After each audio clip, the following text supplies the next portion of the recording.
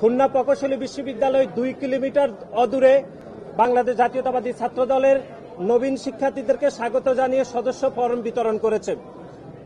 আমরা বিশ্বাস করি বাংলাদেশের যে গণতান্ত্রিক আন্দোলন, এদেশের মালিকানা এদেশের মানুষের হাতে ফিরে দেওয়ার আন্দোলন এবং একই সাথে বাংলাদেশের সাধারণ শিক্ষার্থীদের অধিকার আদায়ের জন্য বাংলাদেশের সুনামধন্য শিক্ষা প্রতিষ্ঠান খুলনা প্রকৌশলী বিশ্ববিদ্যালয় সাধারণ শিক্ষার্থীদেরকে বাংলাদেশ জাতীয়তাবাদী ছাত্রদলের রাজনীতির অংশীদারিত্বের অংশ হিসাবে আমরা আমাদের সদস্য ফরম বিতরণ করেছি।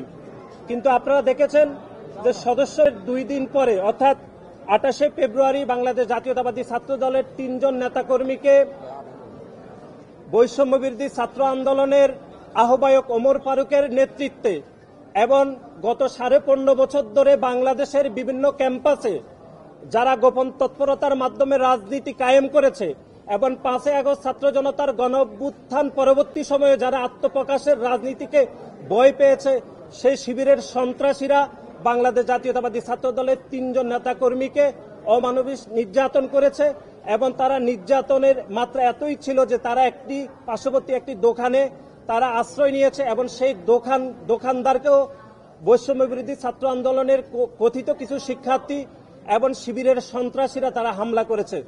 তার পরবর্তী সময় দেখেছেন যে সেখানে গ্রামবাসী সহ এই কথিত শিক্ষার্থীদের সাথে একটি অনাকাঙ্ক্ষিত ঘটনা ঘটেছে। তার পরিপ্রেক্ষিতে বাংলাদেশ জাতীয়তাবাদী ছাত্রদলের নামে এক ধরনের মব তৈরি করা হয়েছে।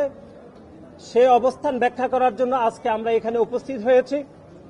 আমরা বিশ্বাস করি 5ই আগস্ট ছাত্র জনতার গণঅভ্যুত্থান পরবর্তী সময়ে বাংলাদেশে যে ইতিবাচক রাজনীতি চলমান রয়েছে, সেই ইতিবাচক রাজনীতিকে স্বাগত জানিয়ে বাংলাদেশ জাতীয়তাবাদী ছাত্রদলের যে ইতিবাচক রাজনীতি করছে, সেই ইতিবাচক রাজনীতিকে এক ধরনের অগ্রহণ করতে অথবা সাধারণ শিক্ষার্থীদের কাছে বাংলাদেশ জাতীয়তাবাদী ছাত্রদলের রাজনীতিকে দোষারোপ করতে বৈষম্যবিরোধী ছাত্র আন্দোলনের কথিত কিছু শিক্ষার্থী এবং শিবিরের সন্ত্রাসীরা এই হামলা করেছে।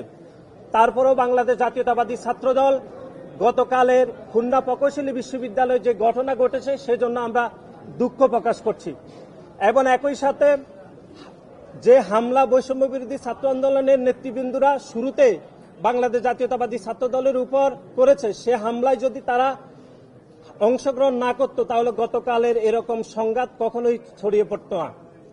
সুতরাং আমরা বিশ্বাস করি যে প্রত্যেকটি ছাত্র সংগঠনের রাজনীতির প্রকাশ্যে গণতান্ত্রিক রাজনীতি করার অধিকার রয়েছে। খুলনা প্রকৌশলী বিশ্ববিদ্যালয়ে বাংলাদেশ জাতীয়তাবাদী ছাত্রদল প্রকাশ্যে রাজনীতি কায়েম করতে চাই।